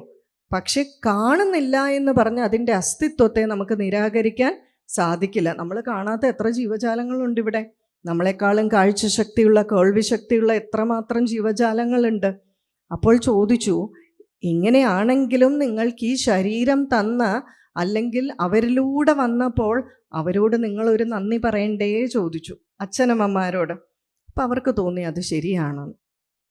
അത് കഴിഞ്ഞ് അവരോട് ചോദിച്ചു, നിങ്ങളുടെ ഈ ശരീരത്തിനൊക്കെ എങ്ങനെയാണ് ഊർജം ലഭിക്കുന്നത്? അതിൻ്റെ ഒരു പ്രധാന കാരണം എവിടെ നിന്നാണ്? സൂര്യപ്രകാശത്തിൽ നിന്നാണ്, അല്ലേ? ആ സൂര്യപ്രകാശം ഇല്ലെങ്കിൽ, എന്നും ചന്ദ്രൻ്റെ കിരണോ ശീതളമേ ആണെങ്കിൽ എന്തായിരിക്കും? ഏതെങ്കിലും ചെടി കിളുക്കുമോ? നമ്മളുടെ അവസ്ഥ എന്തായിരിക്കും? അപ്പോൾ നമുക്ക് ഇത്ര മാത്രം ഊർജം തരണമെങ്കിൽ ആ സൂര്യഭഗവാനോടൊരു താങ്ക് യു പറയണ്ടേ? സ്വാമിജി ചോദിച്ചു, മുമ്പ് പറഞ്ഞതുപോലെ ഇത്രമാത്രം ശ്വാസം വലിക്കുന്നുണ്ടെങ്കിൽ വായു ഭഗവാനോടൊരു താങ്ക് യു പറയണ്ടേ? അങ്ങനെയാണെങ്കിൽ ഈ ജലമില്ലെങ്കിൽ നമുക്ക് ജീവിക്കാൻ പറ്റുമോ? ഈ ജലത്തിനോട് നന്ദി പറയണ്ടേ? അപ്പം അവർക്ക് നോക്കിയപ്പോൾ ഇതെല്ലാം ലോജിക്കലാണ്. സ്വാമിജി പറഞ്ഞു, ഇതാണ് ഭക്തി. അതായത് ഞങ്ങൾ ഉറങ്ങി എഴുന്നേൽക്കുമ്പോൾ എന്തു ചെയ്യുന്നു? ആ അച്ഛനമ്മമാരെ നമസ്കരിക്കുന്നു. അവരോടുള്ള താങ്ക് യു ആണ് ഞങ്ങളുടെ ഭക്തി. എന്തു ചെയ്യുന്നു? അവരിലും ഒരു ഈശ്വര ചൈതന്യം ഉള്ളതുകൊണ്ട്, ഏതോ ഒരു ശക്തി ഉള്ളതുകൊണ്ടാണ് എനിക്ക് ഈ രൂപം ലഭിച്ചതും എനിക്കിവിടെ ജീവിക്കാൻ സാധിച്ചതും. അതുകൊണ്ട് ഞങ്ങൾ അവരെ വണങ്ങുന്നു. രാവിലെ എഴുന്നേറ്റ് ഞങ്ങൾ ആദിത്യ ഭഗവാനെ പ്രാർത്ഥിക്കുന്നു ഈ സൂര്യപ്രകാശം തന്നതിനും. അത് സൂര്യനോടുള്ള ഞങ്ങളുടെ ഗ്രാറ്റിറ്റ്യൂഡ്, നന്ദി. അതാണ് ഞങ്ങളുടെ ഭക്തി എന്ന് പറയുന്നത്. ഞങ്ങൾ കുളിക്കാൻ പോകുമ്പോൾ എന്തു ചെയ്യുന്നു? ആ ജലമെടുത്ത് എല്ലാ പുണ്യനദികളെയും ഞങ്ങൾ വണങ്ങുന്നു. ഈ വെള്ളം ഇല്ലെങ്കിലോ? അല്ലേ? ചില ചിദാനന്ദപുര സ്വാമിജിയൊക്കെ പറയും, ഈ ജന്മത്തിൽ വല്ലാതെ ദാഹിക്കുന്നവരുണ്ട്, കഴിഞ്ഞ ജന്മത്തിൽ തുള്ളി വെള്ളം കൊടുക്കാത്തവരാണ് ഈ ജന്മത്തിൽ പരവേശം എടുക്കുന്നത് എന്ന്. അപ്പോൾ ഈ ജലത്തിൻ്റെ പ്രാധാന്യം നമുക്ക് നന്നായിട്ട് അറിയാം. ആ ജലം നമുക്ക് ലഭിക്കുന്നത് നദികളിൽ നിന്നായതുകൊണ്ട് നമ്മളവയെ വണങ്ങുന്നു. പർവ്വതമില്ലെങ്കിൽ കാലാവസ്ഥ എങ്ങനെ വരും? മഴ എങ്ങനെ വരും? അതുകൊണ്ട് പ്രകൃതിയിലെ സകല ജീവജാലങ്ങളെയും ഞങ്ങൾ വണങ്ങുന്നു. ഇതാണ് ഭക്തി. അതായത് എല്ലാത്തിലും ഈശ്വര ചൈതന്യമുണ്ട് എന്നുള്ള ഭാവം. ശ്രീരുദ്രത്തിൽ എന്താ പറയുന്നത്? തസ്കരാണാം പതയേ നമഃ. കള്ളനിലുമുള്ളത് എന്താണ്? ഈശ്വര ചൈതന്യമാണ്. പക്ഷേ ഇവിടെ ഭഗവാൻ പറയുന്നു, ഉദ്ധവർ ചോദിക്കുന്നുണ്ട്, ഭഗവാനെ ഇത് തമ്മിൽ എങ്ങനെ തിരിച്ചറിയും? അല്ലേ? ഈ പാമ്പിനെ ഇതിനെയൊക്കെ ആണെങ്കിൽ അത്രമാത്രം സമഭാവനയുണ്ടോ? നമുക്ക് സഗുണഭക്തിയാണ്. ഭക്തി എന്ന് പറയുമ്പോൾ തന്നെ ദ്വന്ദ്വമായി, അല്ലേ? ഒരാളോടുള്ള ഭക്തിയെ. അപ്പം ഇതിനോടൊക്കെയുള്ള മനോഭാവം ഞാൻ എങ്ങനെ മാറ്റുമെന്നുള്ളത് ഭഗവാൻ പറയുന്നു. കള്ളൻ വരുമ്പോൾ നമസ്കരിക്കണം എന്നല്ല ഞാൻ പറയുന്നത്. കള്ളന് മോഷ്ടിക്കണോ വേണ്ടയോ എന്നുള്ള തീരുമാനമെടുക്കാനുള്ള കഴിവ് കള്ളനുണ്ട്. ആ ബുദ്ധി തന്നിട്ടാണ് ഭഗവാൻ നമ്മളെ വിട്ടിരിക്കുന്നത്. നമുക്കെല്ലാവർക്കും നമ്മുടെ പ്രത്യേകത എന്താ? മനുഷ്യനിൽ നിന്ന് വ്യത്യസ്തമായിട്ട് വിശേഷ ബുദ്ധി ഉണ്ടെന്നാണ് പറയുന്നത്. എന്താണ് ഈ വിശേഷ ബുദ്ധി? ആർക്കും ഇല്ലാത്ത എക്സ്ട്രാ ഫിറ്റിങ്സ് നമുക്കുണ്ടെങ്കിൽ അതിൻ്റെ പ്രാധാന്യം മനസ്സിലാക്കണ്ടേ? ഞാൻ എല്ലായ്പ്പോഴും പറയും, കാരണം ഞാൻ മാനേജ്മെൻറ്റ് ടീച്ചർ ആയതുകൊണ്ട് അഡ്വർടൈസ്മെൻറ്റ്സിനെ പറ്റിയൊക്കെ പറയും. അപ്പോൾ എന്താണെന്ന് വെച്ചാൽ, നമ്മളൊരു പ്രോഡക്റ്റിൻ്റെ അഡ്വർടൈസ്മെൻറ്റ് കൊടുക്കുമ്പോൾ മറ്റ് പ്രോഡക്റ്റുകൾക്ക്, നമ്മുടെ കോമ്പറ്റീറ്റർ പ്രോഡക്റ്റിന് ഇല്ലാത്ത ഫീച്ചേഴ്സ് എന്തോ അത് പ്രൊജക്റ്റ് ചെയ്ത് കാണിക്കണം. അപ്പം മറ്റ് ജീവജാലങ്ങൾക്കൊന്നുമില്ലാത്ത വിശേഷ ബുദ്ധി നമുക്കുണ്ടെങ്കിൽ, പട്ടിക്ക് മുഴുവൻ തേങ്ങ കിട്ടിയതുപോലെ ഇതും കൊണ്ട് നടന്നിട്ട് കാര്യമുണ്ട്. ഇത് ഉപയോഗിക്കാൻ പഠിക്കണ്ടേ? ആർക്കും ഇല്ലാത്തതിനെയല്ലേ നമ്മൾ ഹൈലൈറ്റ് ചെയ്യേണ്ടത്. അത് പറയുന്നു, ഒരു കള്ളനാണെങ്കിലും ശരി അവന് വിശേഷ ബുദ്ധിയുണ്ട്. മനുഷ്യനാണെങ്കിൽ ഈ വിശേഷ ബുദ്ധി എന്താണ്? മോഷ്ടിക്കണോ വേണ്ടയോ എന്ന് തീരുമാനിക്കാനുള്ള ബുദ്ധി. അവിടം വരെ അവൻ്റെ കഴിവാണ്. നമ്മൾ എന്തു ചെയ്യും? കുരുത്തക്കേട് കാണിച്ചിട്ട് പറയും, എന്നാലും ഭഗവാനെ നീ എന്നെ കൊണ്ട് അങ്ങനെ ചെയ്യിച്ചല്ലോ എന്ന്. ഒരു ഉത്തരവാദിത്വവും ഭഗവാനില്ല. കാരണം ബ്രഹ്മാവ് നമ്മളെ മാനുഫാക്ചർ ചെയ്തപ്പം ഈ കഴിവ് ഇൻസ്റ്റാൾ ചെയ്തിട്ടാണ് വിട്ടിരിക്കുന്നത്. കള്ളന് തീരുമാനിക്കാം മോഷ്ടിക്കണോ വേണ്ടയോ എന്നുള്ളത്. നമുക്ക് ഓരോരുത്തർക്കും തീരുമാനിക്കാം കൊല്ലണോ വേണ്ടയോ, ഇഡലി ഉണ്ടാക്കണോ ദോശ ഉണ്ടാക്കണോ. തീരുമാനമെടുക്കുന്നത് വരെയുള്ള കഴിവ് ആരുടെയാണ്? നമ്മളുടേതാണ്. തീരുമാനമെടുത്താൽ അതിനുള്ള ശക്തി ആര് തരണം? കള്ളൻ മോഷ്ടിക്കാൻ തീരുമാനമെടുത്തെങ്കിൽ മോഷ്ടിക്കാനുള്ള ശക്തി ആര് കൊടുക്കണം? ഭഗവാൻ കൊടുക്കണം. കൊല്ലാൻ ഒരാൾ തീരുമാനിച്ചാൽ കൊല്ലാനുള്ള ശക്തി ആര് കൊടുക്കണം? ഭഗവാൻ കൊടുക്കണം. ഇതാണ് തസ്കരാണാം പതയേ നമഃ. അവനിലുമുള്ള ചൈതന്യം ആരുടേത് തന്നെയാണ്? എൻ്റേത് തന്നെയാണ്. ഭഗവാൻ പറയുന്നുണ്ട് പുരുഷ സൂക്തത്തിൽ, ത്രിപാദസ്യാമൃതം ദിവി പാദോസ്യ വിശ്വഭൂതാനി ത്രിപാദസ്യാമൃതം ദിവി. അതായത് ഈ പ്രപഞ്ചം മുഴുവൻ, ഈ ജഗത്ത് മുഴുവൻ എടുത്താൽ ഭഗവാന്റെ ഒരു പാദമേ ആകുന്നുള്ളൂ. ബാക്കി 3 പാദങ്ങൾ ദിവ്യമാണ്, ആ അമൃതമയമാണ്. ഈ ജഗത്ത് മുഴുവൻ എടുത്താൽ ആകെ ഒരു പാദമേ ആകുന്നുള്ളൂ. ബാക്കി ഈ പ്രപഞ്ചം മുഴുവൻ എല്ലായിടവും ഈശ്വര ചൈതന്യം നിറഞ്ഞു നിൽക്കുന്നു. അപ്പോൾ ഉദ്ധവരോട് പറയുകയാണ്, ഉദ്ധവ നീ ചെയ്യേണ്ടത് എന്താണെന്ന് വെച്ചാൽ, ഈ ബുദ്ധിമുട്ടുകളൊക്കെ ഉണ്ടെന്ന് എനിക്കറിയാം, പക്ഷേ ഇതെൻ്റെ വാക്കാണ്. എൻ്റെ വാക്ക് എന്തുണ്ട്? തെറ്റാവില്ല. അതുകൊണ്ട് എന്ത് ചെയ്യണം? പതുക്കെ പതുക്കെ ഓരോ വസ്തുവിലും ഈശ്വര ചൈതന്യമുള്ളതായിട്ട് ഭാവന ചെയ്യാൻ ശ്രമിക്കുക. ഞാൻ പറയാറുണ്ട്, നമുക്കൊരു കാര്യം ചെയ്യാം. ഒരു ദിവസം രാവിലെ തൊട്ട് രാത്രി വരെ ഇരിക്കുമ്പോൾ ഒരു 10 വസ്തുവിനെ കാണുമ്പോൾ അതിൽ ഈശ്വര ചൈതന്യം ഉണ്ടെന്നൊന്ന് ചിന്തിക്കുക. അത്രമാത്രം മതി. 10 വസ്തുവിൽ ഈശ്വര ചൈതന്യമുണ്ട് എന്ന് ചിന്തിക്കുക. എല്ലാ ദിവസവും ഇത് പതുക്കെ പതുക്കെ ചെയ്യുക. അപ്പോൾ മാത്രമല്ല, ഭഗവാൻ പറയുന്നത് എന്താണെന്നറിയാം? ഉദ്ധവ, ഈ മനസ്ഥിതി ഉണ്ടാകാൻ നീ എല്ലായ്പ്പോഴും ഭഗവാനോട് പ്രാർത്ഥിക്കണം. നമ്മൾ എന്ത് ചെയ്യണം? എല്ലാ പ്രപഞ്ചത്തിലെ സകല ചരാചരങ്ങളെയും സമഭാവനയോടുകൂടി വീക്ഷിക്കാനുള്ള ഒരു മനസ്സുണ്ടാകാൻ നീ പ്രാർത്ഥിക്കണം. നിന്റെ സാധന അതിനു വേണ്ടിയിട്ടായിരിക്കണം. അപ്പം എന്ത് വരും? ഈ സാധന മുന്നോട്ട് പോകും തോറും അതിൽ ഫലമുണ്ടാവും. അപ്പോഴാണ് ഉദ്ധവർ ചോദിക്കുന്നത്, അപ്പോൾ ചിലപ്പോൾ പാമ്പ് കടിക്കാൻ വരില്ലേ, ഓരോ മൃഗങ്ങൾ ഉപദ്രവിക്കാൻ വരില്ലേ എന്ന്. ഭഗവാൻ പറയുകയാണ്, സാധന കൂടുന്തോറും ഈ വിഘ്നങ്ങളൊന്നും ഉണ്ടാവില്ല. കാരണം എന്താണിത്? ഭഗവാന്റെ വാക്കാണ്. നമ്മുടെ മനസ്സിൽ ഓരോ ചരാചരങ്ങളിലും ഈശ്വര ചൈതന്യമുണ്ട് എന്നുള്ള വിശ്വാസം ബോധ്യമായിട്ട് മാറും തോറും നമ്മളുടെ ചുറ്റുപാടും അതിനനുസരിച്ച് മാറും. മനസ്സിലായില്ലേ? നമ്മളെപ്പോഴും പറയില്ലേ, നമ്മുടെ ചിന്തയ്ക്കനുസരിച്ചാണ് പ്രകൃതി മാറുന്നത്. അപ്പോൾ ഭഗവാൻ പറയുന്നു, കാരണം എന്താണ്? ഇതെൻ്റെ വാക്കാണ്, എൻ്റെ വാക്ക് സത്യമാണ്. അപ്പം എന്താണ്?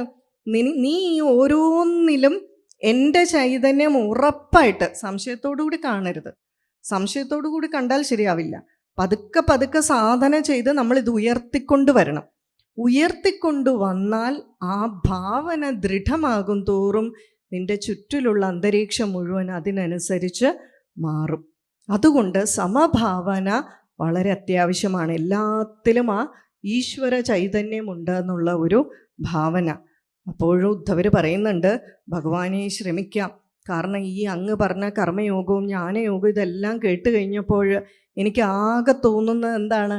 അങ്ങയുടെ പാതാരവിന്ദങ്ങളിലുള്ള ശരണാഗതി മാത്രമേ പറ്റൂ. ഈ യോഗികൾക്ക് പോലും ദുർലഭമായിട്ടുള്ളതാണ് ഈ ശരണാഗതി എന്ന് പറയുകയാണ്. അപ്പം പറയുന്നുണ്ട്, ഉദ്ധവരെ തീർച്ചയായിട്ടും അതുതന്നെയാണ് വേണ്ടത്. ഭക്തിമാർഗത്തിൽ എന്താണ്? ഭഗവാന്റെ പാദങ്ങളിലുള്ള ശരണാഗതി ഭാവമാണ്. നിരവധി വേദികളിൽ പറഞ്ഞിട്ടുള്ളതാണ്. എങ്കിലും ഈ വിഷയം അത് തന്നെ ആയതുകൊണ്ട് ഒരു പ്രാവശ്യം കൂടി പറയുകയാണ്. പാദങ്ങളുടെ പ്രത്യേകത, ശരണാഗതിയുടെ പ്രത്യേകത. ഭക്തിശാസ്ത്ര ഗ്രന്ഥങ്ങൾ നോക്കിയാൽ ഭഗവാന്റെ ഈ കേശാദിപാദ പാദാദികേശ വർണ്ണനയൊക്കെ ഉണ്ടല്ലോ. ഭക്തിശാസ്ത്ര ഗ്രന്ഥങ്ങളിൽ എല്ലായ്പ്പോഴും കേശാദിപാദ വർണ്ണനയായിരിക്കും. ആ വർണ്ണന എവിടെ വന്ന് സമാപിക്കും? പാദങ്ങളിൽ വന്ന് സമാപിക്കും. ശരണാഗതി ഭാവം. നേരെ മറിച്ച് യോഗികളുടെ ആണെങ്കിലോ, അഷ്ടാംഗയോഗം ശീലിക്കുന്നവരാണെങ്കിൽ പാദങ്ങളിലൂടെ വന്ന് ശിരസിൽ വന്ന് ഭഗവാന്റെ പുഞ്ചിരിയിൽ വന്ന് അതിൽ ധാരണ ഉറപ്പിക്കുന്നതായിരിക്കും. പക്ഷേ ഹിമവത് വിഭൂതികൾ എന്നറിയപ്പെടുന്ന തപോവൻ സ്വാമികൾ ബദരിയിലിരുന്ന് ബദരീശ സ്തോത്രം രചിച്ചു. അദ്ദേഹത്തിൻ്റെ ശിഷ്യനാണ് ചിന്മയാനന്ദ ഗുരുദേവൻ. ഈ ബദരീശ സ്തോത്രം രചിച്ചപ്പോൾ അതിലെ ആദ്യത്തെ ശ്ലോകം പറയുന്നത് എന്താണെന്ന് വെച്ചാൽ, നരനാരായണ പർവ്വതങ്ങൾക്കിടയിൽ ഒരു ഉയർന്ന പ്രദേശത്ത്, ഉറച്ച പ്രദേശത്ത് പ്രപഞ്ചവൃക്ഷത്തിൻ്റെ ബീജമായിട്ടുള്ള ബദരീശൻ സ്തുതി ചെയ്യുന്നു. എത്ര ആഴത്തിലുള്ള വാക്കാണെന്നൊന്ന് ആലോചിച്ച് നോക്കിയേ. പ്രപഞ്ചവൃക്ഷത്തിൻ്റെ ബീജമായിട്ടുള്ള ബദരീശൻ, ആദ്യത്തെ ശ്ലോകം. അടുത്ത ശ്ലോകം എന്താണ്? പരമജ്ഞാനിയാണ് തപോവൻ സ്വാമികൾ. അദ്ദേഹം പറയുന്നു, ഈ സംസാര സാഗരത്തിൽ നിന്നും കരകയറാൻ ഈ ജ്ഞാനയോഗവും കർമ്മയോഗവും ഒന്നും പറ്റില്ല. മറിച്ച് എന്താണ്? അങ്ങയുടെ പാദങ്ങളിലെ ശരണാഗതി ഭാവം മാത്രമേ എനിക്ക് സാധിക്കൂ എന്ന് പറയുകയാണ്. ഇതുപോലെയുള്ളവരുണ്ട്. കാക്കശ്ശേരി ഭട്ടതിരിപ്പാട് അല്ലെങ്കിൽ കുഞ്ഞിക്കാവ് തിരുമേനി, ഇവരെക്കുറിച്ചൊക്കെ പറയും. കാക്കശ്ശേരി ഭട്ടതിരിപ്പാട് എന്ത് ചെയ്യുന്നു വെച്ചാൽ, ഏകാദശി ദിവസമാകുമ്പോഴേക്കും തൻ്റെ വീടിൻ്റെ വാതിലെല്ലാം തുറന്നു വിടും. കാക്കയോ പട്ടിയോ പൂച്ചയോ എന്ത് വന്നാലും അവയെല്ലാം ഈശ്വര സ്വരൂപമായിട്ട് കാണും. ഏറ്റവും കുറഞ്ഞത് ഒരു ദിവസമെങ്കിലും അങ്ങനെ കാണാൻ നമ്മൾ ശ്രമിക്കുന്നുണ്ടല്ലോ. ഭഗവാൻ പറയുന്ന അത്രയൊക്കെ മതി. അങ്ങനെ പതുക്കെ പതുക്കെ കയറി വന്നാൽ മതി. ഓരോ വസ്തുവിലും ആ ഈശ്വര സ്വരൂപമായിട്ട് കണ്ട് നമസ്കരിക്കുക. അവരെ നേരിട്ട് പോയി നമസ്കരിക്കണം എന്നില്ല. പതുക്കെ പതുക്കെ നമ്മുടെ ഉള്ളിലത് ചിന്തിച്ചാൽ മതി. ഉള്ളിലത് ചിന്തിക്കുമ്പോൾ പ്രകൃതിയിലും വ്യത്യാസം വരും. അപ്പം അതുകൊണ്ട് എന്ത് ചെയ്യണം? അതുണ്ടാകാൻ, ആ ഭക്തി ഉണ്ടാകാൻ ഭഗവാന്റെ പാദങ്ങളെ ആശ്രയിക്കണം. ഇപ്പോൾ തിരുമനസ് ഇവിടെ ശർമാജി പറഞ്ഞു, ആ പാദങ്ങളിൽ തലമുട്ടിച്ച് നമ്മൾ നമസ്കരിക്കുമ്പോഴുള്ള പ്രത്യേകത. എന്തിനാണ് ഭഗവാന്റെ പാദങ്ങളെ നമ്മൾ ആശ്രയിക്കുന്നത് എന്ന് പറഞ്ഞിരിക്കുക. ഭഗവാന്റെ മൂക്കിൽ തൊട്ടാണോ തലയിൽ വയ്ക്കുക? കണ്ണിൽ തൊട്ടാണോ തലയിൽ വയ്ക്കുക? ഭഗവാന്റെ പാദങ്ങളെയാണ് നമ്മൾ ആശ്രയിക്കുന്നത്. ഗുരുവിൻ്റെ എന്തിനെയാണ് ആശ്രയിക്കുക? ഗുരുവിൻ്റെ പാദങ്ങളെയാണ് നമ്മൾ ആശ്രയിക്കുക. പാദത്തിൻ്റെ പ്രത്യേകത എന്താണെന്ന് ഈ ബദരീശ സ്തോത്രത്തിന് വ്യാഖ്യാനം എഴുതിയ ചിന്മയാനന്ദ ഗുരുദേവൻ പറയുന്നുണ്ട്. ഒരാളുടെ പാദം നമ്മുടെ നിലനിൽപ്പിനെ സൂചിപ്പിക്കുന്നു, ഉറപ്പിനെ. നമ്മൾ ഉറച്ചു നിൽക്കണമെങ്കിൽ എന്ത് വേണം? പാദത്തിന് ഉറപ്പ് വേണം, അല്ലേ? എങ്കിലേ നമുക്ക് ഉറച്ചു നിൽക്കാൻ സാധിക്കുന്നു. ഗുരുവിൻ്റെ പാദം സൂചിപ്പിക്കുന്നത് അദ്ദേഹം ഈ ജീവിതകാലം മുഴുവൻ ഏതാശയത്തിന് വേണ്ടി, ഏത് ആദർശത്തിന് വേണ്ടി നിലകൊണ്ടോ അതാണ് ആ പാദം സൂചിപ്പിക്കുന്നത്. അപ്പോൾ ആ പാദത്തെ നമസ്കരിക്കുക വഴി എന്താണ്? ഈ പാദത്തെ നമസ്കരിക്കുന്ന വഴി നമ്മളെന്താ ചിന്തിക്കുന്നത്?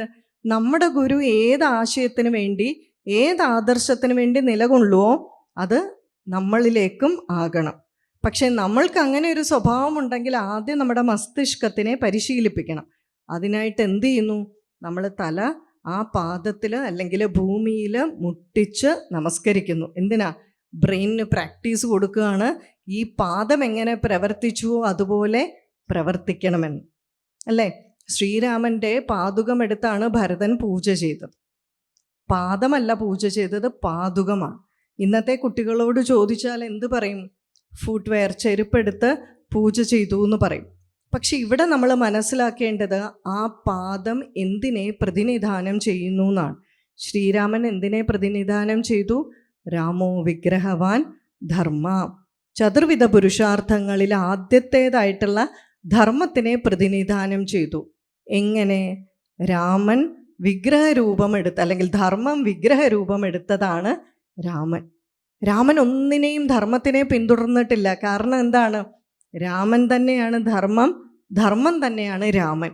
അപ്പം രാമൻ എന്തിൽ സ്ഥിതി ചെയ്യുന്നു? അല്ലെങ്കിൽ രാമൻ എന്താണ്? ധർമ്മമാണ്. അപ്പം രാമൻ്റെ പാദുകമെടുത്ത് പൂജ ചെയ്തു എന്ന് പറയുമ്പോൾ അതിനെ എന്ത് പൂജിച്ചു? ഭരതൻ ധർമ്മത്തിനെ പൂജിച്ചു, ധർമ്മിഷ്ഠനായിരിക്കാൻ വേണ്ടിയിട്ട് പൂജിച്ചു എന്നുള്ള അർത്ഥം. അപ്പം ഇവിടെ ഭഗവാൻ പറയുകയാണ്, ഉദ്ധവരെ, അങ്ങ് ഇതെല്ലാം പതുക്കെ പതുക്കെ മനസ്സിലാക്കുക. അങ്ങ് എന്തു ചെയ്യണം?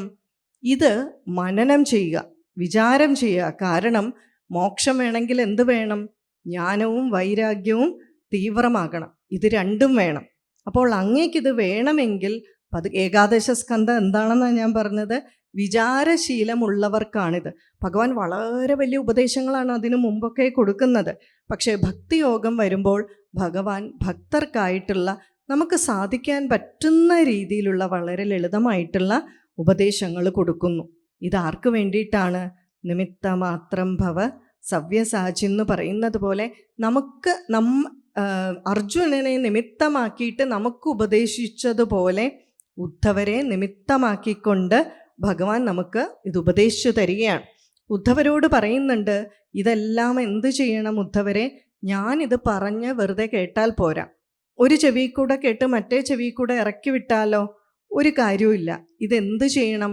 മനനം ചെയ്യണം. ഈ മനനം ചെയ്യാന്ന് പറഞ്ഞാൽ അത്ര എളുപ്പമുള്ള കാര്യമാണോ? അത്ര എളുപ്പമുള്ള കാര്യമൊന്നുമല്ല.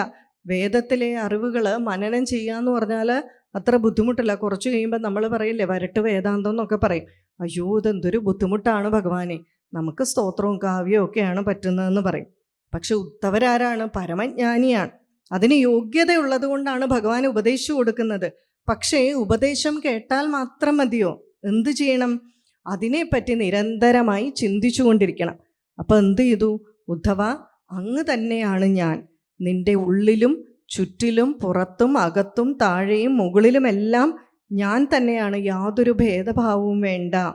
അപ്പം ഏകദേശം ഉദ്ധവർക്ക് കാര്യമൊക്കെ പിടികിട്ടി. ഉദ്ധവർ അപ്പോഴേക്കും കുടുകൂടെ കണ്ണുനീരൊഴിക്കാൻ തുടങ്ങി. ഇവിടെ കണ്ണുനീര് വരുന്ന എന്തുകൊണ്ടാ? മുമ്പ് ഭഗവാൻ വിട്ടുപോകുന്നുള്ളത് കൊണ്ടാണോ? അല്ല, പതുക്കെ സ്പാർക്ക് ഉണ്ടാകാൻ തുടങ്ങി. ഭഗവാൻ പറയുന്നതൊക്കെ അനുഭൂതി തലത്തിലേക്ക് വരാൻ തുടങ്ങി. അപ്പോൾ ആ ഭഗവാന്റെ ശരീരം അവിടെ ഇല്ലെങ്കിലും വിഷമമുണ്ട്, നല്ല വിഷമമൊക്കെ ഉണ്ടെങ്കിൽ പോലും എന്താണ്, ആ ഭഗവാൻ പറഞ്ഞതിനെയൊക്കെ മനനം ചെയ്യാം എന്നുള്ള ഒരു ഏറ്റവും കുറഞ്ഞ അവസ്ഥയിൽ ഉദ്ധവരെത്തി. അപ്പം ഭഗവാൻ പറയുന്നുണ്ട്, ഉദ്ധവരെ വിഷമിക്കേണ്ട, ഇത് മനനം ചെയ്താൽ അങ്ങേക്ക് പരമമായിട്ടുള്ള ആ ജ്ഞാനം സിദ്ധിക്കും, അങ്ങേക്ക് മോക്ഷം ലഭിക്കും. പക്ഷെ അതിനായിട്ട് എന്ത് വേണം? ഏകാന്ത ഭക്തി, അല്ലേ? അങ്ങ് എന്ത് ചെയ്യണം? വളരെ പുണ്യമായിട്ടുള്ള പ്രദേശമായിട്ടുള്ള ആ ബദരിയിൽ പോയി തപസ് ചെയ്യുക. ആ ബദരിയിലേക്ക് പോകുമ്പോൾ, അവിടെ ചെല്ലുമ്പോൾ അങ്ങ് ആരെ കാണും? വ്യാസഭഗവാനെ കാണും. വ്യാസഭഗവാന് ഈ അറിവുകൾ നൽകുക. ഈ അറിവുകളെന്ന് പറഞ്ഞാൽ ഏത് സ്കന്ധാണ്? ഏകാദശം. ആ ഏകാദശം വ്യാസഭഗവാന് കൊടുക്കുക. വ്യാസഭഗവാന് കൊടുത്താലോ, വ്യാസഭഗവാനും നാരദ ഭഗവാനും കൂടെ ഇത് സംസാരത്തിൽ പ്രചരിപ്പിച്ചു കൊള്ളും. അങ്ങ് എന്ത് ചെയ്യണം? ഇതിനെ നല്ലതുപോലെ മനനം ചെയ്യുക. ആ അളകൻ എന്താ തീരത്ത് ജീവിച്ച് ആ അളകൻ എന്തേ കണ്ടാൽ തന്നെ അങ്ങയുടെ പാപങ്ങൾ തീരും. ആ ജലത്തിൽ സ്നാനമൊക്കെ ചെയ്ത് അങ്ങ് അവിടെ ഇരുന്ന് മനനം ചെയ്ത് നിധിധ്യാസനം എന്ന് പറയുന്ന ഒരു അവസ്ഥയിൽ എത്തുക. അപ്പം ഈ ബദരിയുടെ പ്രത്യേകത എന്താണെന്ന് കൂടി പറയണം. കാരണം എൻ്റെ വിഷയം ഉദ്ധവരുടെ ബദരി യാത്രയാണ്. പക്ഷെ നമ്മുടെ ഗ്രന്ഥങ്ങളിലൊന്നും ബദരി യാത്രയെപ്പറ്റി ഒന്നും പറയുന്നില്ല. ഉദ്ധവരെ ഭഗവാൻ പറഞ്ഞു വിട്ടു, നേരെ ബദരിയിലെത്തി, അത്രേ ഉള്ളൂ. ബദരിക്ക് പോകുന്ന ട്രാവലോഗൊന്നുമില്ല, യാത്രാ വിവരണങ്ങൾ ഇല്ല. ഒരു ഗ്രന്ഥങ്ങളിലും അങ്ങനെ ഞാൻ നോക്കിയ ഗ്രന്ഥങ്ങളിലൊന്നും കണ്ടിട്ടില്ല. അപ്പോൾ എന്താണ്, അറ്റ്ലീസ്റ്റ് ഡെസ്റ്റിനേഷൻ എത്തിയതിൻ്റെ കാര്യമാണെങ്കിലും ഒന്ന് പറയാമല്ലോ. ബദരിയുടെ പ്രത്യേകത, ബദരിയിലെ രാവൽജിമാരെല്ലാം പറയും, ബദരിയിൽ ക്ഷേത്രത്തിനല്ല പ്രാധാന്യം. എന്തിനാണ്? ബദരി ഭൂമിക്കാണ്. ബദരി എന്താ പറയുക നമ്മുടെ ഗ്രന്ഥങ്ങളിലൊക്കെ? ബദരി ആശ്രമം എന്നാണ്, ബദരികാശ്രമം എന്നാണ്, അല്ലേ? ബദരിയിൽ എവിടെ പോയി നിന്നാലും ആ ഭൂമിക്കാണ് പ്രത്യേകത. കാരണം എന്താണെന്ന് വെച്ചാൽ നമുക്കറിയാം, നമുക്ക് പഠിക്കാനാണ് ജ്ഞാനം, വ്യാകരണം, തർക്കം, ഇതൊക്കെ ആണെങ്കിൽ നമുക്ക് കാശിയുണ്ട്. തപസ് ചെയ്യാനുള്ള തപോഭൂമികളാണ് ഈ ബദരീനാഥും കേദാറും ഒക്കെ, അല്ലേ? ഇനി ഭക്തിക്കായിട്ടോ നമുക്ക് വൃന്ദാവനമുണ്ട്. ഇനി മാന്ത്രികം, താന്ത്രികമൊക്കെ ആണെങ്കിലോ ആസാം, ബീഹാർ പോലെയുള്ള സംസ്ഥാനങ്ങളുണ്ട്. പക്ഷെ എല്ലാത്തിൻ്റെ ലക്ഷ്യം എന്തു തന്നെയാണ്? ഒന്നു തന്നെ, ഈശ്വരൻ. നമ്മളുടെ രുചി വിവിധമായതുകൊണ്ട്, നമ്മൾ വൈവിധ്യമുള്ളവരായതുകൊണ്ട് പല മാർഗങ്ങൾ തന്നിരിക്കുന്നു എന്ന് മാത്രം. അതിൽ ഏറ്റവും ഉചിതമായിട്ടുള്ള തപസ് ചെയ്യാനുള്ള, മനനം ചെയ്യാനുള്ള സ്ഥലം ഏതാണ്? ബദരിയാണെന്ന് പറയും. ഈ ബദരിയിൽ തന്നെ വ്യാസഭഗവാൻ ഈ ഭാഷ്യം എഴുതിയ സ്ഥലങ്ങളിൽ തന്നെയാണ് ആരൊക്കെ ഇരുന്നത്? ശങ്കരാചാര്യരും ഇരുന്ന് ആ ഭാഷ്യം രചിച്ചത്. ആ ബദരീകാശ്രമത്തിലേക്ക് ചെല്ലുക എന്ന് പറഞ്ഞു. ഭഗവാൻ പറയുന്നു, ഈ ഭൂമിയുടെ പ്രത്യേകത എന്താണ്? ശരിക്ക് നമ്മളുടെ ആചാര്യന്മാർ പറയുന്നുണ്ട്, കേരളത്തിൻ്റെ മാത്രമല്ല, കേരളത്തിൻ്റെ അല്ല, ഭാരതത്തിൻ്റെ അടിസ്ഥാന ഭൂമി ക്ഷേത്രം എന്ന് പറയുന്നത് ബദരിയാണ്. കേരളത്തിൻ്റെ ഭാരതത്തിൻ്റെ ഭരണസിരാ കേന്ദ്രം എന്ന് പറയുന്നത് എന്താണ്? ബദരി. ഭഗവാന്റെ അഡ്മിനിസ്ട്രേറ്റീവ് ഓഫീസാണ് ബദരി. ഭഗവാന്റെ റെസിഡൻസാണ് വൃന്ദാവനം. സാധാരണ ഓഫീസും അഡ്മിനിസ്ട്രേറ്റീവ് ഓഫീസും റെസിഡൻസും വേറെയല്ലേ? ഭഗവാൻ അവിടെ ആരുടെയൊക്കെ കൂടെയാണ് ഇരിക്കുക? ഉദ്ധവരുണ്ട്, നാരദരുണ്ട്, കുബേരനുണ്ട്, ഹനുമാനുണ്ടെല്ലാം. അവിടെ ഇരുന്ന് പഞ്ചായത്ത് കൂടുക എന്നാണ് പറയുക. ശരിക്കും പറഞ്ഞാൽ ഭഗവാന്റെ മന്ത്രിയല്ലേ? അവിടെ നരനാരായണ പർവ്വതങ്ങൾക്കിടയിൽ നാരായണ മുനി ഈ രാജ്യം ഭരിക്കുമ്പോൾ മന്ത്രിയായിട്ടുള്ള ഉദ്ധവരും കൂടെയുണ്ട്, അല്ലേ? ആ വിഗ്രഹം നോക്കിയാൽ അറിയാം, ഗർഭഗൃഹത്തിനുള്ളിൽ തന്നെയാണ്. എല്ലാവർക്കും ഒന്നിച്ചാണ് അവിടെ ആരതി കാണിക്കുന്നത്. അപ്പോൾ ഭഗവാൻ ഉദ്ധവർക്ക് ആ ശ്രീകൃഷ്ണൻ്റെ രൂപത്തിൽ വന്ന് പരമമായിട്ടുള്ള ഉപദേശം കൊടുത്തു. ഇതിലേത് വേണം സ്വീകരിക്കണം എന്നുള്ളത് ഭഗവാൻ പറയുകയാണ്, ഉദ്ധവ നിനക്ക് മനനം ചെയ്ത് തീരുമാനിക്കാം. പക്ഷേ ഭഗവാൻ ഭഗവത്ഗീതയിൽ പറഞ്ഞ അതേ കാര്യം ഇവിടെയും ആവർത്തിക്കുന്നു. ഭഗവാൻ പറയുന്നു, പരമമായിട്ടുള്ള ജ്ഞാനമാണ് നിനക്ക് ഉപദേശിച്ചു തന്നത്. ഞാനിവിടെ പറഞ്ഞു, ചില സന്ദർഭങ്ങളിൽ ഭഗവത്ഗീതയേക്കാൾ ഉയർന്ന തത്വങ്ങൾ ഉപദേശിച്ചു കൊടുത്തിട്ടുണ്ട്. അതുകൊണ്ട് തന്നെ താല്പര്യത്തോടെ ആഗ്രഹിച്ച് അർഹതയുള്ളവർക്ക് മാത്രമേ നീ ഈ ഉപദേശം കൊടുക്കാവൂ. നമ്മൾ പറയാറില്ലേ, പാത്രം എറിഞ്ഞേ വിളമ്പാവൂ എന്ന്. ഇത് എന്തുകൊണ്ടാണ് ഇങ്ങനെ പറയുന്നത്? താല്പര്യമില്ലാത്തവരെ നമ്മളിത് അടിച്ചേൽപ്പിച്ചാൽ, അവരോട് പറഞ്ഞാൽ അവർ ശ്രദ്ധയില്ലാതെ ആയിരിക്കും ഇരിക്കുക. അവിടെ ഇവിടെയൊക്കെ കേൾക്കും, തെറ്റായ രീതിയിൽ മനസ്സിലാക്കും, അടുത്ത തലമുറയ്ക്ക് ഇത് തെറ്റായ രീതിയിൽ പറഞ്ഞു കൊടുക്കും. എത്രയോ തലമുറകളിലേക്ക് ചെല്ലുമ്പോൾ ഇത് തെറ്റായ രീതിയിൽ വരും. എന്തിന്? ഭഗവാൻ ഭഗവത്ഗീത ഉപദേശിക്കുന്ന സമയത്ത് തന്നെ പറയുന്നുണ്ട്, അർജുന, ഇത് പണ്ട് ഞാൻ സൂര്യന് ഉപദേശിച്ചു കൊടുത്തു, സൂര്യൻ മനുവിന് ഉപദേശിച്ചു കൊടുത്തു, മനു ഇക്ഷ്വാകുവിന് ഉപദേശിച്ചു കൊടുത്തു. പക്ഷെ അങ്ങനെ കുറേ കാലം കഴിഞ്ഞപ്പോഴെന്താണ്? ഇതിൻ്റെ സാരം നഷ്ടപ്പെട്ടു. നമ്മളൊരു ഗെയിം കളിക്കാറില്ലേ? കുറേ പേരെ നിരത്തി നിർത്തും. ആദ്യം നിൽക്കുന്ന ആളുടെ ചെവിയിൽ ഒരു കാര്യം പറയും, അത് അടുത്ത ആളോട് പറയാൻ പറയും, അടുത്ത ആളോട് പറയും. ഏറ്റവും അവസാനത്തെ ആളുടെ അടുക്കൽ ആദ്യത്തെ ആൾ കേൾക്കുമ്പോൾ ആദ്യം പറഞ്ഞതുമായിട്ട് ഒരു ബന്ധം ഉണ്ടാവില്ല. കാരണം എന്താണ്? ശ്രദ്ധ അനുസരിച്ച് മാറിക്കൊണ്ടിരിക്കും. അതുകൊണ്ട് ഭഗവാൻ പറയുകയാണ്, എൻ്റെ ഫസ്റ്റ് എഡീഷൻ ഭഗവത്ഗീതയുടെ എന്നായിരുന്നു? ഞാൻ സൂര്യന് ഉപദേശിച്ചു കൊടുത്തതാണ്. അർജുന, ഇത് സെക്കൻഡ് എഡീഷനാണ്. കാരണം എന്താണ്? ഇതിൻ്റെ സാരം നഷ്ടപ്പെട്ടു പോയി. സാരം നഷ്ടപ്പെട്ടു പോകാൻ കാരണം എന്താണ്? പലപ്പോഴും ശ്രദ്ധയില്ലാത്തവർക്ക്, നേരത്തെ ഉദ്ധവർക്ക് വേണ്ട, അല്ലെങ്കിൽ ഒരു ശിഷ്യന് വേണ്ട ക്വാളിഫിക്കേഷൻസ് പറഞ്ഞില്ലേ, ഈ ക്വാളിഫിക്കേഷൻ ഇല്ലാത്തവർക്ക് ഉപദേശിച്ചു കൊടുത്തതാണ് ഈ പ്രശ്നം. അതുകൊണ്ട് വളരെയധികം ഈ കാര്യങ്ങളിൽ അറിവുള്ളവർക്ക് മാത്രമേ ഇത് ഉപദേശിച്ചു കൊടുക്കാവൂ എന്ന് പറയുകയാണ്. അതോടൊപ്പം പറയുകയാണ്, ഇതിനെ മനനം ചെയ്ത് നീ എന്നിൽ തന്നെ എത്തിച്ചേരും, നിനക്ക് മോക്ഷമുണ്ടാകും എന്ന് പറയുകയാണ്. ഇത്രയും പറഞ്ഞ് ആ ശ്രീ ശുക ബ്രഹ്മർഷി പരീക്ഷത്തിന് ഈ ഉപദേശങ്ങളെല്ലാം സമർപ്പിക്കുകയാണ് ചെയ്യുന്നത്. ആ പരമാത്മാവ് നമുക്ക് ഇത്രയും വലിയൊരു ഉപദേശം തന്നല്ലോ എന്ന് പറഞ്ഞുകൊണ്ടാണ് ശ്രീ ശുകൻ സമർപ്പിക്കുന്നത്. ഇനി ഇതിൽ നിന്നും നമ്മുടെ ജീവിതത്തിൽ എന്ത് പഠിക്കണം?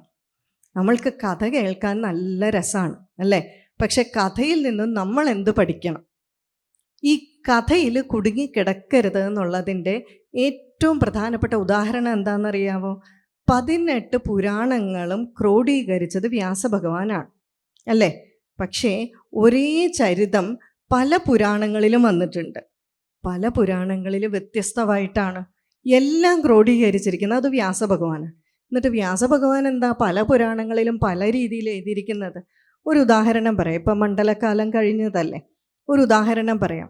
അതായത് മോഹിനിയും മഹാദേവനും ചേർന്നപ്പോൾ എന്തു സംഭവിച്ചു?